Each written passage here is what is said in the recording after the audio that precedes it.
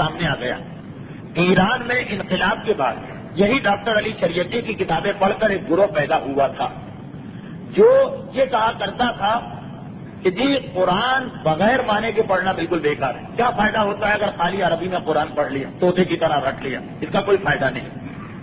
اچھا یہ بھی ایک عجیب بات ہے کہ دنیا شیعہ ہو یا سنی, جتنے گروہ بہتانے والے پیدا ہوئے ہیں وہ سب قرآن کا نام استعمال کرتے ہیں. یہی وجہ کہ جو دیندار لوگ ہیں ان کو پتا کہ یہ قرآن کی عظمت اور تلاوت اور تفسیر پڑھنے کی جانب راغب کرنا بہت بڑا عمل ہے, مگر عام طور پر اس کی مدد سے لوگوں کے ایمان کو بگاڑا جاتا, تو کان کھڑے ہو جاتے ہیں جب کہیں سے ایسی آواز آتی.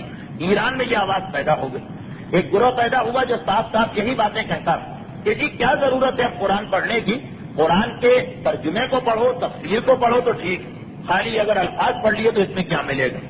یا مسجدوں میں قرآن خوانی ہوتی تھی, اعتراض کرتے تھے اس میں کیا رکھا یہ قرآن خوانی جو ہو رہی, اس میں کیا مل جائے گا مرنے والے کو کہ بس خود بھی رسمن آئے اور چلے گئے, جب کچھ سمجھ میں نہیں آیا کہ ہم نے کیا پڑھا.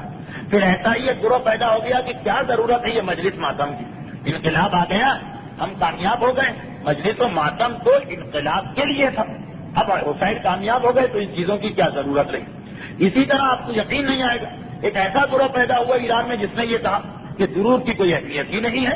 درود میں کیا رکھا ہے کہ جو لوگ درود کا ذکر کرتے رہتے ہیں اور تصویر پڑھتے رہتے ہیں.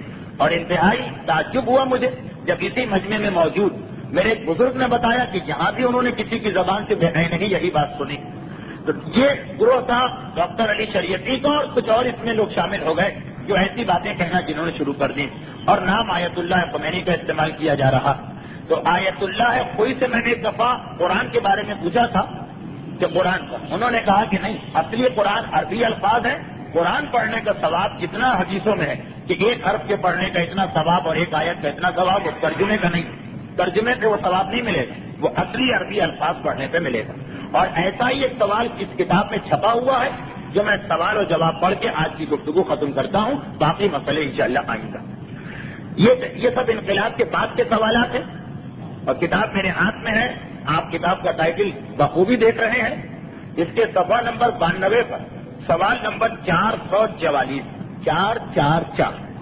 سوال کیا ہے کہ ایک ایسا گروہ ہے, یہ سوال ہے جو یہ کہتا ہے کہ زیارت پڑھنا, کہ کیا مسجد کے بعد یا نماز کے بعد ادھر زیارت ادھر زیارت ادھر زیارت, زیارت پڑھنا یا دعائیں پڑھنا یا عزاداری کی مجلس میں جانا اس کی مخالفت کرتا ہے. اور وہ لوگ کہتے ہیں کہ قرآن پڑھنا جبکہ آیت کے معنی سمجھ میں نہ آ رہے ہیں اس کا کوئی فائدہ نہیں. اور وہ لوگ یہ بھی کہتے ہیں کہ ایصال ثواب کی مجالس میں قرآن پڑھنا اس کی بھی وہ مخالفت کرتے ہیں. آیت اللہ خمینی سے پوچھا جا رہا ہے کہ آپ کا نظریہ اس سلسلے میں کیا ہے, آپ کا فتویٰ. اب دیکھیے 3 چیزوں کی بات ہوئی تھی, درود کی بات نہیں ہوئی تھی, سوال کرنے والے نے نہیں کی تھی, مگر کیونکہ یہ اسی گروہ نے یہ بات بھی پھیلائی ہے تو آیت اللہ خمینی نے جواب میں یہ اپنی طرف سے شامل کر دیا.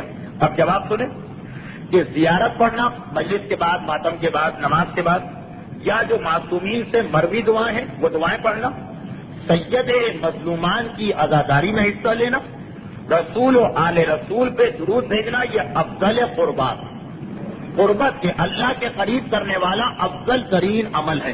افضل عربی میں سپرلیٹو ہے, سب سے زیادہ افضل عمل یہی.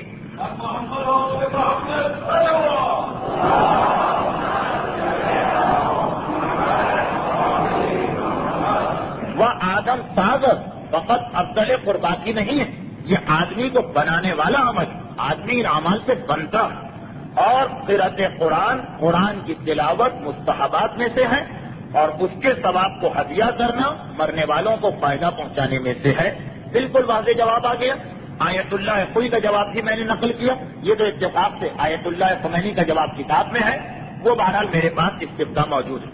ایک سوال یہ ہو رہا, سوال اس کے فوراً بعد 445 نمبر کا سوال کہ آیت اللہ خمینی کا نظریہ, ان سے پوچھا جا رہا ہے آپ کا نظریہ, یہ جو روزہ خوانی ہوتی ہے یہ ایران میں مجلس سے پڑھی جاتی ہے, شبی خوانی جو شبی نکالی جاتی ہے, اور عزاداری جو ایران میں ہوتی ہے, اس کے بارے میں آپ کا نظریہ کیا ہے, آپ کا نظریہ کیا ہے اس کے بارے میں.